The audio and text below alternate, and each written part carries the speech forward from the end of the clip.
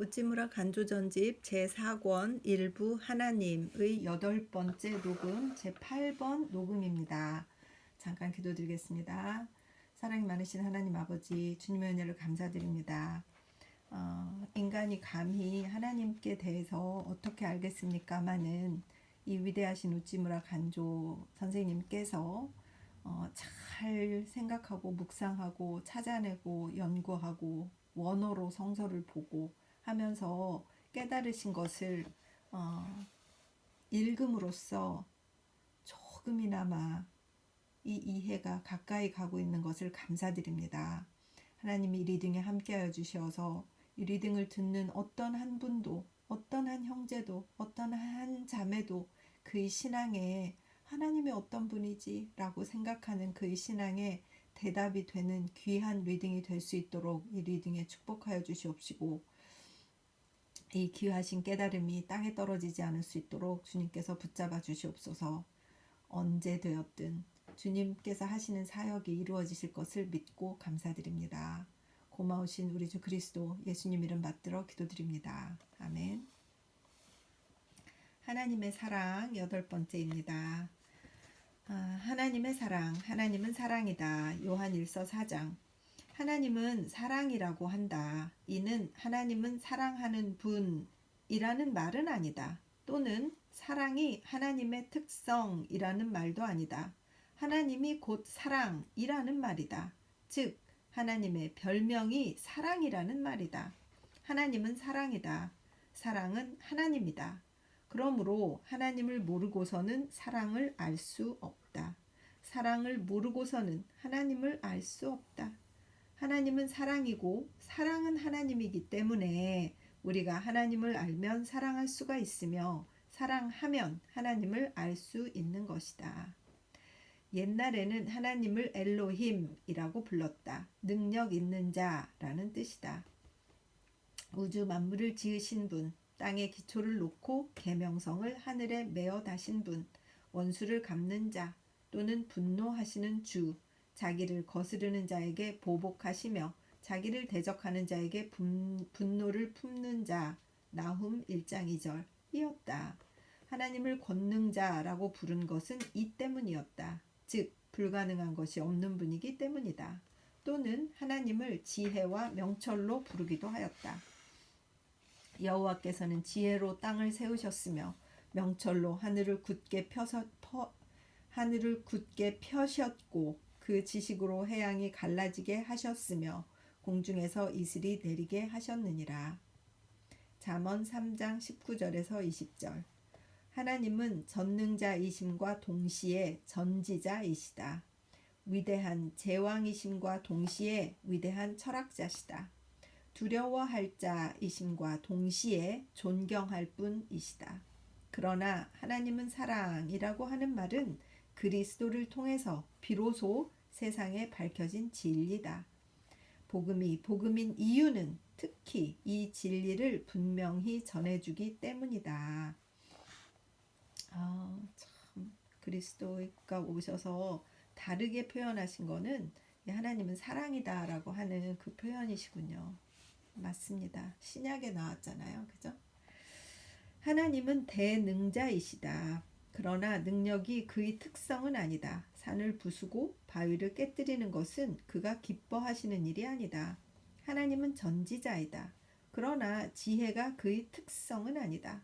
그는 지혜자를 부끄럽게 하시고 학자를 미혹하게 하시기를 유쾌하게 여기시지 않는다.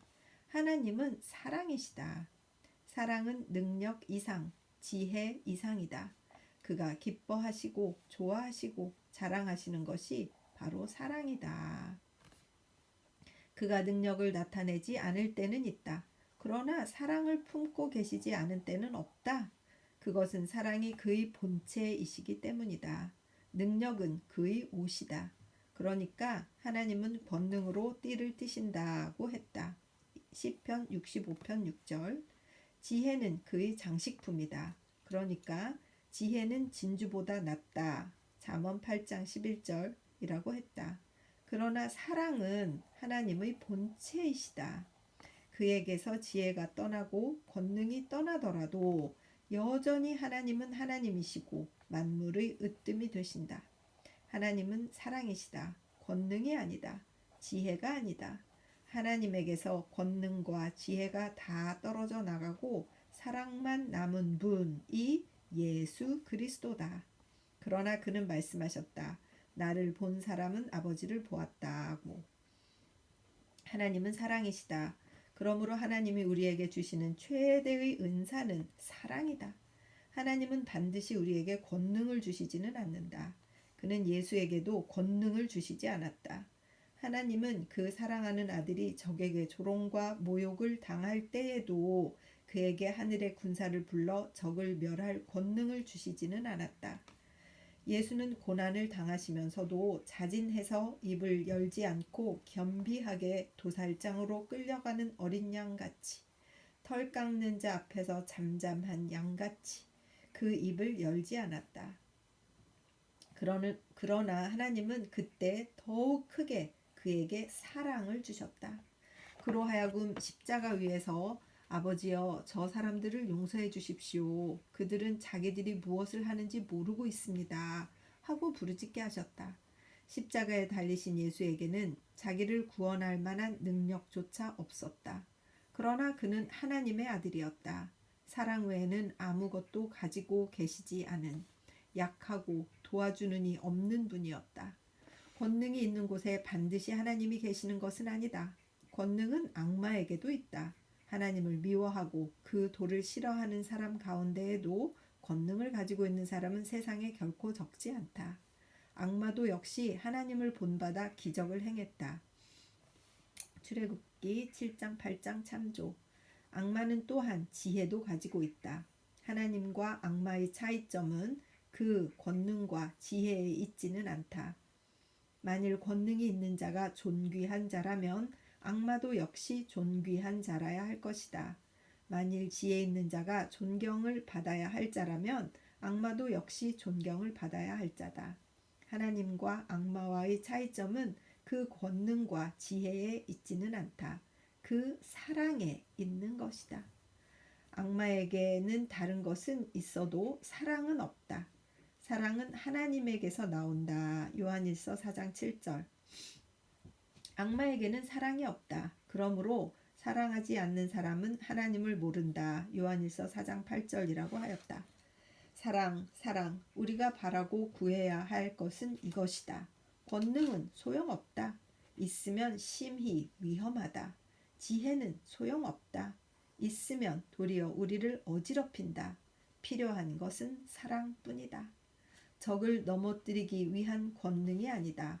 우리를 쓰러뜨리려고 하는 우리의 적을 사랑하는 사랑이다. 이것이 우리가 가장 요구해야 하는 것이다. 우리 크리스천은 권능을 가지고 스스로를 지키려고 하지는 않는다. 사랑 안에 두려움이 없고 온전한 사랑이 두려움을 내어 쫓나니 요한일서 4장 18절 하는 말과 같이 우리는 사랑으로 적을 대해야 한다.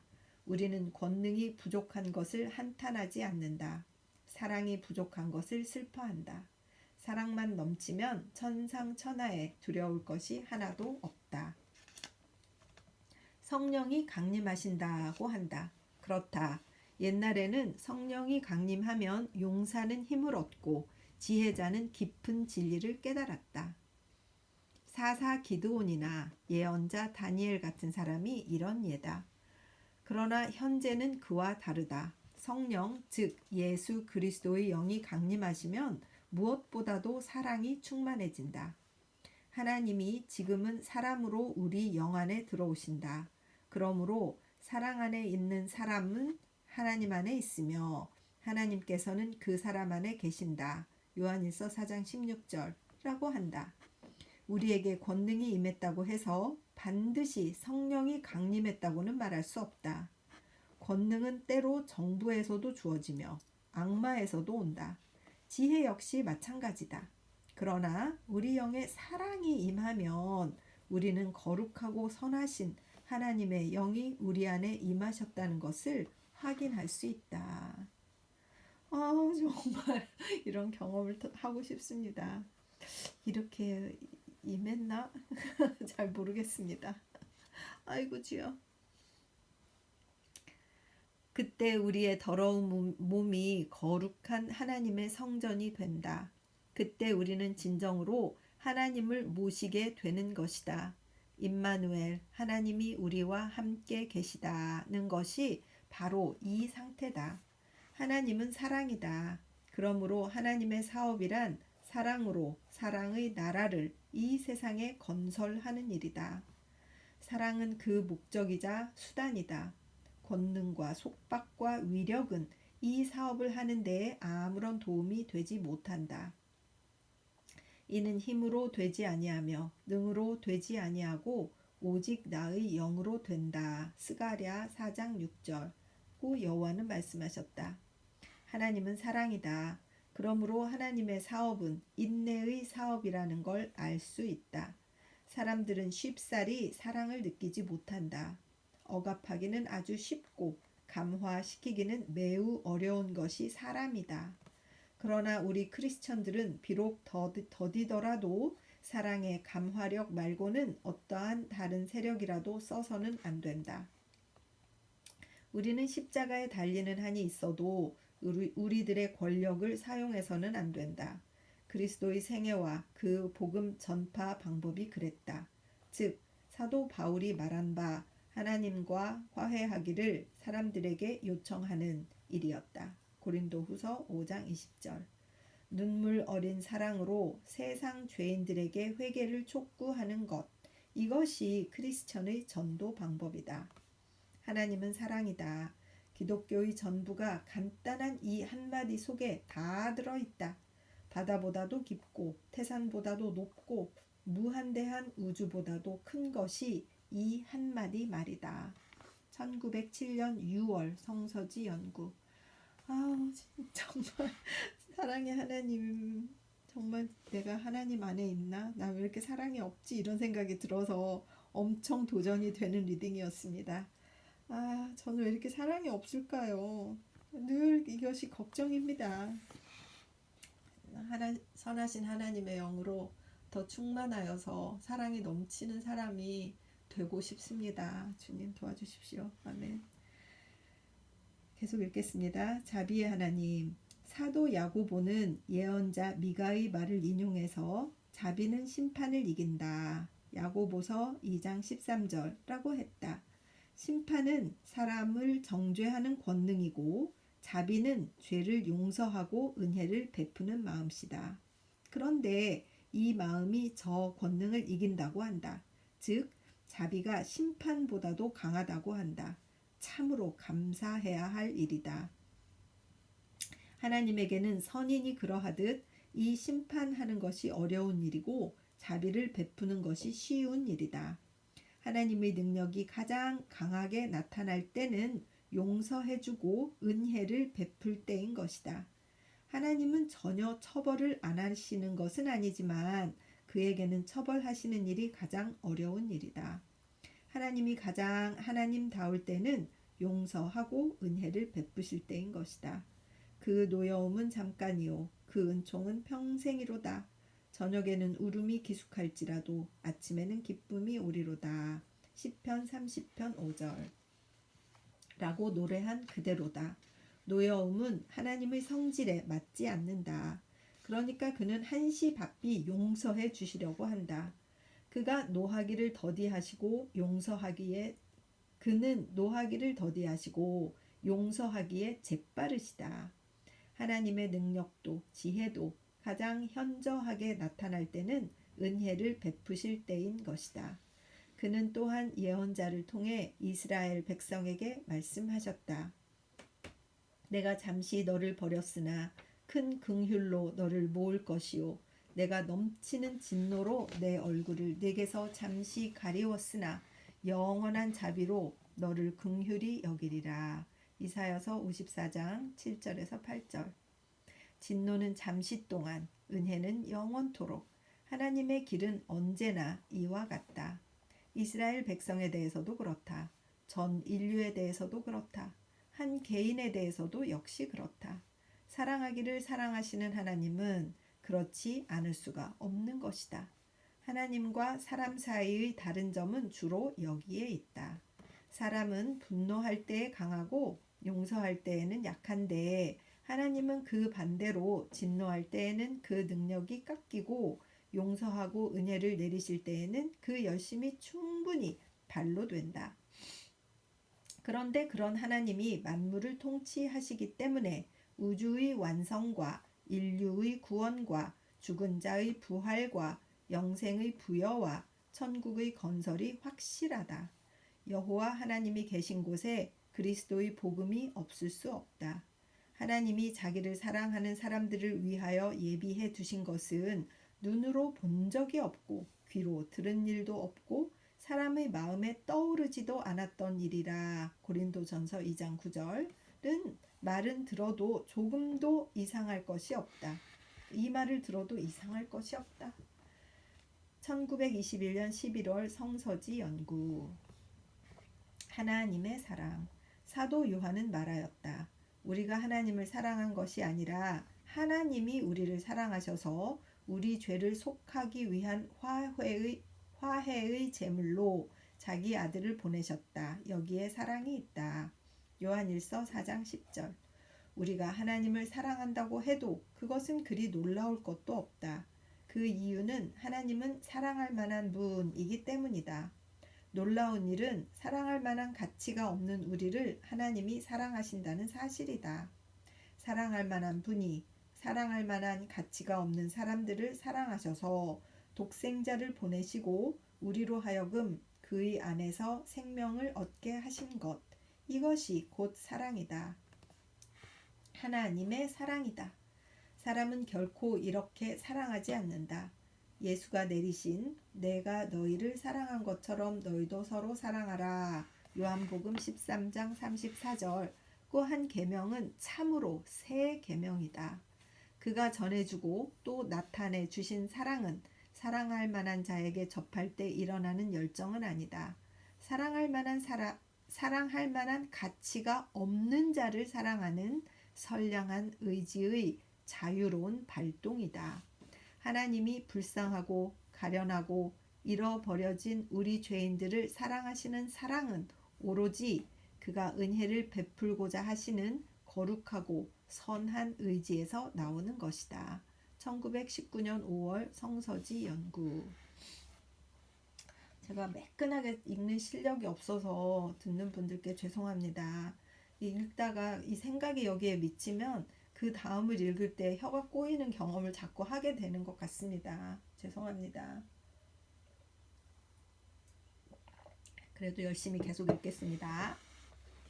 만세반석. 만일 구원받는 것이 나의 행위나 또는 나의 신앙으로 말미암는 것이라면 나는 아직도 위태로운 자리에 서 있는 사람이다.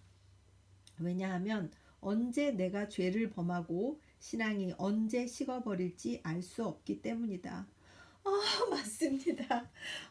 정말 그렇습니다. 내가 어떻게 될지 정말 알 수가 없어요. 나는 편하기 쉬운 나의 행위와 신앙 위에 나의 영원한 소망을 걸 수 없다. 맞습니다.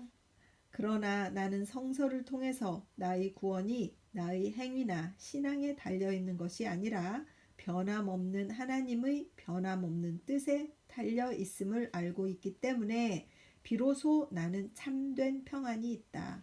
그럴 때에 나는 나의 행위가 부족함을 개의치 않고 신앙이 식을까봐 두려워하지 않고 잔뜩 걸머진 죄짐을 벗어버리고 담대하게 하나님의 지성소에 들어갈 수가 있다. 히브리서 10장 19절. 하나님이 내 편인 이상 누가 나를 대적하랴.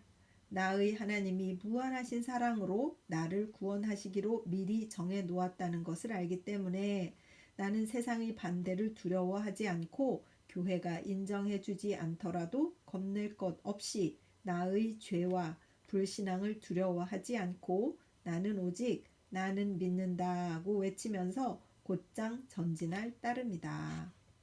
우리가 아직 죄인 되었을 때에 그리스도께서 우리를 위하여 죽으심으로 하나님께서 우리에게 대한 자기의 사랑을 확증하셨느니라. 로마서 5장 8절. 하나님 편에서 자진해서 죄인인 우리와 화해하자고 다가오신다는 것이다. 이것이 복음의 핵심이다. 보라, 아버지께서 어떠한 사랑을 우리에게 주사 하나님의 자녀라 일컬음을 얻게 하셨는고. 요한일서 3장 1절. 만일 하나님에게 이와 같은 사랑이 없다면, 만일 하나님의 의가 내 죄를 능히 이기지 못한다면, 만일 내 뜻으로 하나님의 뜻이 움직여질 수 있는 것이라면 내가 구원받을 기회는 영원히 오지 않을 것이다. 그러나 하나님은 무한한 사랑이시며 그 사랑은 단지 용서나 하는 소극적인 사랑이 아니라 은혜를 주시고 의롭다고 하시는 적극적인 사랑이기 때문에 내가 구원받을 소망은 확실히 있는 것이다. 사람이 구원받는 것은 행위로 말미암음이 아니라 믿음으로 말미암는다. 믿기 어려운 하나님의 절대적 사랑을 믿는 믿음으로 말미암는다. 하나님이 의인을 구원하신다는 말은 누구나 믿기에 그다지 어렵지 않다. 그러나 그가 자진해서 죄인과 화해하여 그 죄를 용서한 후 그를 자기 자녀로 삼으신다는 말을 들을 때 우리는 그런 사랑이 인간의 생각으로는 너무나 엄청나기 때문에 믿기가 심히 어려운 것이다. 정말 믿기 어려운 것은 물로 포도주를 만들거나 죽은 자를 살리는 물리적인 기적이 아니라 죄인의 죄를 씻어 그를 죄인으로 인정하지 않고 죄 대신에 거룩한 마음을 넣어주시는 사랑의 기적. 믿기 어려운 것은 바로 이런 기적이다. 그러나 하나님의 사랑이란 이런 사랑이다. 이 사랑을 믿을 때에 우리는 구원받는다. 복음이란 이 사랑을 전하는 것이다. 신자란 이 사랑을 믿는 사람이다. 나의 평안은 여기에 있다. 나의 안전은 여기에 있다. 나는 세상 사람에게서 너무 뻔뻔스럽다는 평을 들을 정도로 하나님의 사랑을 믿어서 하나님의 자녀의 자격을 얻고자 한다. 그렇다면 내가 무엇을 두려워하랴? 외부 인사들의 비난도 내부에서 일어나는 양심의 견책도 나를 그리스도 안에 있는 하나님의 사랑에서 끊을 수 없다. 나에게는 의지할 만세 반석이 있다. 예수 그리스도가 바로 그분이다. 그는 하나님의 사랑의 표상이다. 그는 인간 이상이요, 나 자신 이상이요, 율법 이상이요, 아니 나의 신앙 이상인 분이다. 나는 그분을 의지할 때 부끄러움을 당하지 않을 것이다. 그를 믿기 때문에 지금도 장래에도 두려워하지 않을 것이다. 사랑 안에 두려움이 없고 온전한 사랑이 두려움을 내어 쫓나니. 요한일서 4장 18절. 1910년 4월 성서지 연구. 눈물이 막 나려고 너무 감사해가지고. 해비수 즉 에비스는 칠복신 가운데 하나다. 그래서 이 해비수가 그 주해를 달아놨는데 일본인이 믿는 정통 신의 하나로서 상업의 신을 말한대요. 그래서 해비수, 에비스 이렇게 불렀나 봐요.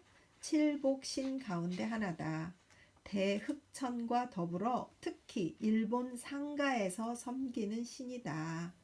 나는 물론 그것을 신으로 인정하지 않는다. 그러나 나는 한 문자로 나타내는 그 이름을 좋아한다. 해비수는 은혜가 나이에 비례한다는 뜻이 된다. 즉 위로에 넘치는 성서의 한 귀절을 한마디로 잘 나타낸 이름이다. 신명기 33장 24장 24절에 하나님의 사람 모세가 아셀을 축복한 말에 아셀은 다자한 복을 받으며 그 형제에게 기쁨이 되며 내 사는 날을 따라서 능력이 있으리로다 라고 했다. 영어로 이렇게 해놨어요. As thy days, so shall thy strength be. 그래서 하나님께로부터 내게 내리는 능력의 은혜가 너의 횟수, 곧 나이와 더불어 늘어날 것이라고 하는 말이다. 즉 너희 나이가 많아지면 많아질수록 은혜도 너희 몸에 더해질 것이라는 말이다. 이것은 옛날 중국 사람들의 탄식과는 정반대다. 요 임금이 말하기를 남자가 많으면 두려움이 많고 재산이 많으면 일이 많고 나이가 많으면 욕, 즉 부끄러운 일이 많다. 장수는 바람직한 일이지만 그러나 능력이 따르지 않는 장수는 바람직한 것이 못 된다. 장수의 능력이 따를 때에만이 장수가 은혜인 것이다. 헤비수, 은혜가 나이에 비례한다. 너희 능력은 너희 횟수와 더불어 늘어날 것이라는 말이다. 아멘. 저도 나이가 먹어가면서 은혜가 더 넘치는 사람이 되고 싶다는 막 그런 희망이 막 생겨서 기쁘네요. 우상의 이름도 이렇게 되면 은혜의 표어가 된다. 나는 가는 곳마다 하나님의 복음을 접하게 됨을 감사한다. 1922년 5월 성서지 연구. 하나님의 성실. 하나님은 성실하시다. 하나님은 성실하시다고 한다. 복되도다. 이 말은 하나님은 성실하시다. 그러므로 변치 않는다. 그는 계획하신 일을 반드시 실천하신다. 그가 우리를 그 아들 예수 그리스도와 교제하게 하시기 위하여 부르셨다. 그렇다. 그분이 그랬다. 우리 자신이 아니다. 우리들의 의지나 결심이나 노력이 아니다. 그러므로 우리는 안전하다. 우리들의 구원은 보증되어 있다. 너희들을 부르신 이는 신실하셔서 이 일을 실행해 주실 것이다. 데살로니가 전서 5장 24절 이라는 말과 같다. 또 너희 안에서 선한 일을 시작하신 이가 그리스도 예수의 날까지 그것을 완성하시리라고 나는 확신한다. 빌립보서 1장 6절 이라고 했다. 물 좀 마실게요.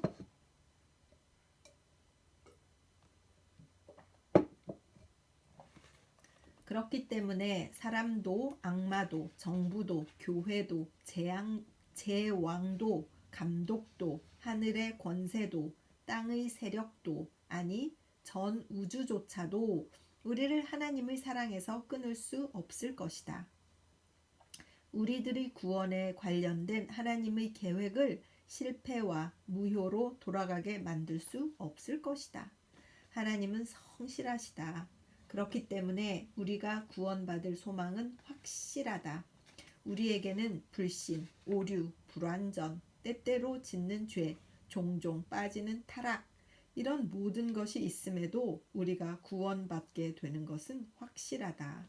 1919년 9월 성서지 연구. 인격적인 하나님. 인격적인 하나님. 크리스천의 하나님은 자연, 법칙, 능력 등과 같은 비인격적인 분이 아니시다. 그는 당신하고 부를 수가 있고 또 내가 하며 우리들에게 다가오시는 인격적인 하나님이시다. 이 점에 있어서 크리스천의 하나님은 철학자의 신 또는 정치가의 신과는 전혀 다르다. 참 하나님은 천지 만물을 지으신 창조주이며 두려워할 뿐, 공경할 뿐, 섬겨야 할 뿐, 아니 사랑할 뿐이다. 그러므로 만일 이 하나님을 어떤 다른 자에게 비긴다면 별이나 산이나 바람이나 전기나 새나 짐승에다 비길 것이 아니라 사람에게 비겨야 한다. 하나님은 적어도 사람 이상이다. 사람은 아니지만 사람이 가지고 있는 가장 선하고 가장 아름다운 것을 무한히 갖추고 계신 분이다. 인간의 입장에서 보면 하나님을 인격자라고 부르지 않고는 달리 표현할 말이 없다. 그러면 인격이란 무엇인가? 인격이란 보통 말하는 인품은 아니다. 영어의 personality를 번역한 말로써 인간으로서의 자격을 말한다. 인격이 무엇인지를 알고 싶으면 우선 개성, individuality가 무엇인지를 알 필요가 있다. 개성은 단독성이다. 하나밖에 없는 성질 또는 이를 갖춘 것이다. 똑같은 물건이 많이 있는 것을 보고 굴밤, 키리, 굴밤끼리 키 되어 보기. 굴밤끼리 키 되어 보기라고 한다. 그러므로 한 개의 굴밤에게 개성이 있다고 말할 수는 없다. 굴밤은 하나의 종류에 불과하다. 그러나 생물이 진화함에 따라서 그 개성이 뚜렷해진다. 개나 말쯤만 되어도 한 마리의 개는 다른 개와 구별할 수 있다. 그런데 개성이 가장 발달한 것이 사람이다. 사람은 만인이면 만인이 각각 다르다. 나는 나 한 사람뿐이고 나와 같은 사람은 온 우주에 하나도 없다. 비슷한 것은 그저 정도 문제다. 나와 어느 정도 닮은 사람이 없는 것은 아니다.